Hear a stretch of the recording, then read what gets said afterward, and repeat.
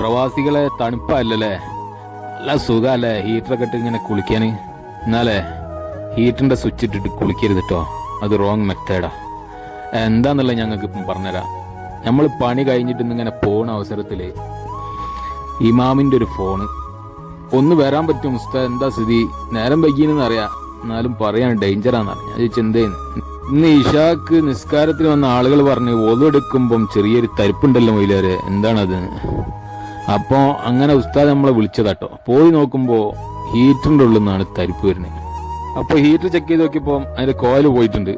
പിന്നെ പറഞ്ഞാല് ഹീറ്ററിന് വല്ലാണ്ട് പഴക്കൊന്നുമില്ല കേട്ടോ, പക്ഷെ മസറ ആയതുകൊണ്ട് നല്ല ഉപ്പാ, പെട്ടെന്ന് കോയിൽ പോവാണ്. ഒരു 2 കൊല്ലമായിട്ടേ വെച്ചിട്ടുള്ളൂ. സാധാരണ രീതിയിൽ 2, 3, 4 കൊല്ലൊക്കെ കിട്ടും. അങ്ങനെയൊക്കെ 4 കൊല്ലം കഴിഞ്ഞിട്ടാണ് കോയിൽ മാറ്റല്. ഇവിടെ ഉപ്പ് അധികമായതുകൊണ്ട് ഏതായാലും പിന്നെ കോയിൽ മാത്രമല്ല, ഞാൻ നല്ല നോക്കിയപ്പോൾ അതിന്റെ ഉള്ളിൽ നിന്ന് വെള്ളം ഇങ്ങനെ ഉറ്റിയിട്ട് തെർമോസ്റ്റാറ്റിന്റെ മുകളിലേക്ക് വീഴുന്നുണ്ട്. അപ്പൊ ഡേഞ്ചറാണ് സംഗതി, മാറ്റമില്ലാതെ വേറെ നിവർത്തില്ല. നേരെ കടയിൽ പോയിട്ട് നല്ലൊരു ഹീറ്റർ തന്നെ മേടിച്ച്. ഹീറ്ററിന്റെ സ്വിച്ച് ഇട്ട് കുളിക്കരുതെന്ന് പറയാനുള്ള കാരണം തണുപ്പാണ്. ഒട്ടുമിക്ക പ്രവാസികൾ അതൊന്നും ശ്രദ്ധിക്കലില്ല. അതുകൊണ്ട് പറയാണ്, ഈ നേരത്തെ പറഞ്ഞ തരിപ്പുണ്ടല്ലോ, ആ തരിപ്പ് നമ്മൾ കുളിക്കുമ്പോഴൊക്കെ അനുഭവപ്പെട്ട് കഴിഞ്ഞാൽ രാത്രി പണി കഴിഞ്ഞു എന്ന് ഒറ്റയ്ക്ക് ഇങ്ങനെ കുളിക്കുമ്പോൾ ഒരുപാട് ആളുകൾ അങ്ങനെ മരണപ്പെട്ടിട്ടുണ്ട്.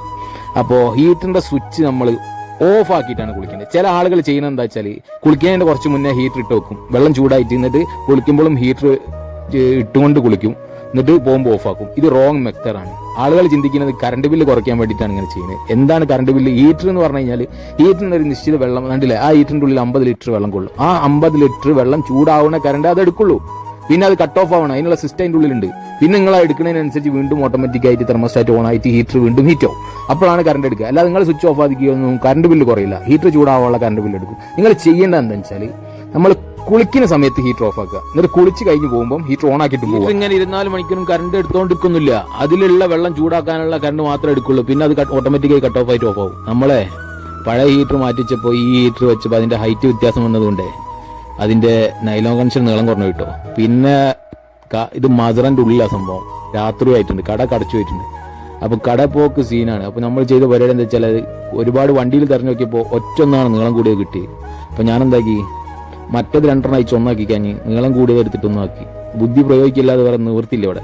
ചുരുക്കി പറഞ്ഞാൽ ഇന്നത്തെ നമ്മളെ വീഡിയോ കണ്ടിട്ട് നിങ്ങൾക്ക് എന്ത് മനസ്സിലായി, എന്താണ് ഇന്നത്തെ വീഡിയോയുടെ ഗുണപാഠം? ഞാൻ ഒരിക്കൽ കൂടി പറയട്ടോ, കുളിക്കാൻ കയറുമ്പോൾ ഹീറ്ററിന്റെ സ്വിച്ച് ഓഫ് ആക്കിയിട്ട് വേണം കുളിക്കാൻ കയറാൻ. കുളിച്ച് കഴിഞ്ഞിട്ട് ഇറങ്ങുമ്പോൾ ഹീറ്ററിന്റെ സ്വിച്ച് ഓണാക്കാം. പ്രവാസികൾ പ്രത്യേകിച്ച് ഓണാക്കാൻ മറന്നു കഴിഞ്ഞാൽ അടുത്ത ആൾ പണി കഴിഞ്ഞ് വന്നിട്ട് കുളിക്കാൻ കയറുമ്പോൾ വെള്ളത്തിന് തണുപ്പാണെങ്കിൽ തലക്ക് മേട്ടം കിട്ടും. അപ്പൊ ആ കാര്യം പ്രത്യേകം ശ്രദ്ധിക്കുക. അവനാന്റെ കാര്യം മാത്രം നോക്കി ജീവിക്കരുത്. പ്രവാസ ലോകത്തെ സഹകരണം വളരെ അത്യാവശ്യമാണ്. അപ്പൊ ശരി എന്നാല്.